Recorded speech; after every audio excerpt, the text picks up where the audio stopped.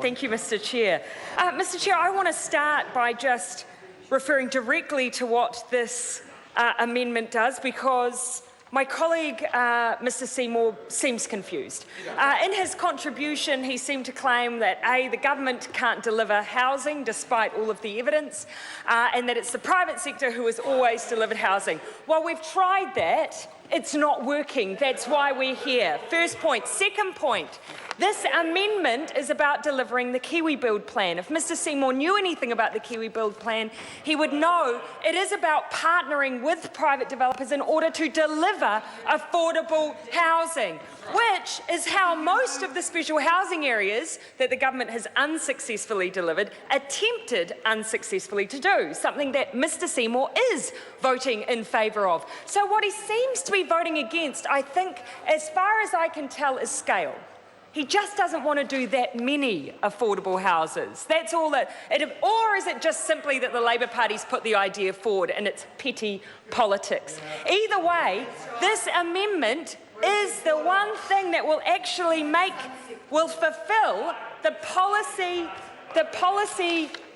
goals of this bill. Because if you go to the general policy statement, Mr. Chair, the bill amends 2 acts that relate to increasing the supply and affordability of housing. Doesn't really do either. You go over to the second page. The purpose of this bill is to support the wider government program of work to increase the supply and affordability of housing and to maintain the momentum of strong growth in new home construction. The only place there is momentum is in house prices.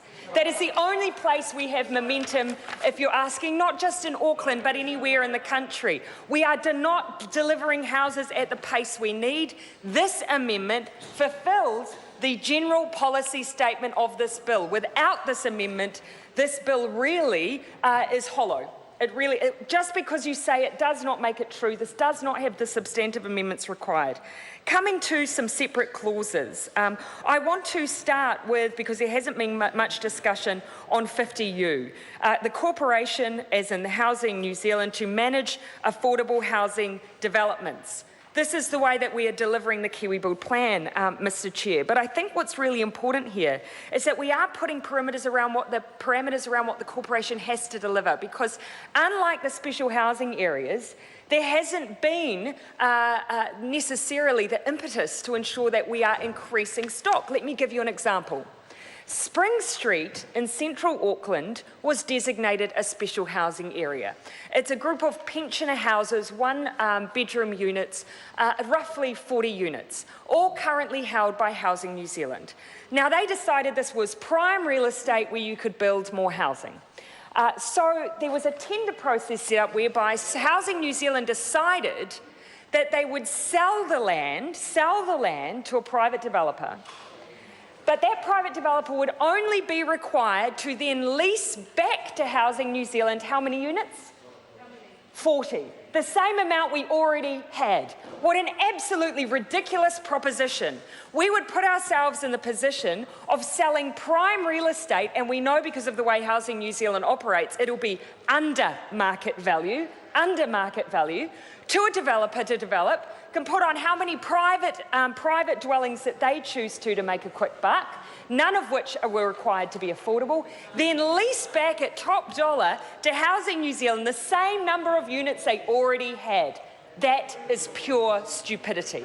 Pure stupidity. So it makes absolute sense that we have 50U here in this amendment that not only ensures that the houses that are completed are affordable, but that also that we are ensuring they're not used for speculators, and that we are making sure first home buyers have access to these units.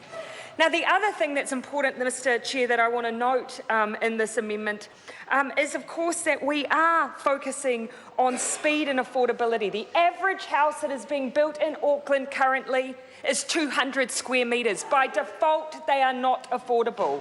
So having someone who goes into market with the express purpose of building houses that are smaller, yes, but the average house built in the UK now is 90 square metres. That's what we need, and it's not what the market is providing, Mr. Seymour. We let the market try, it failed.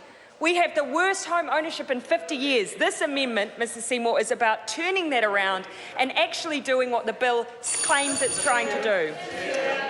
I'm going to call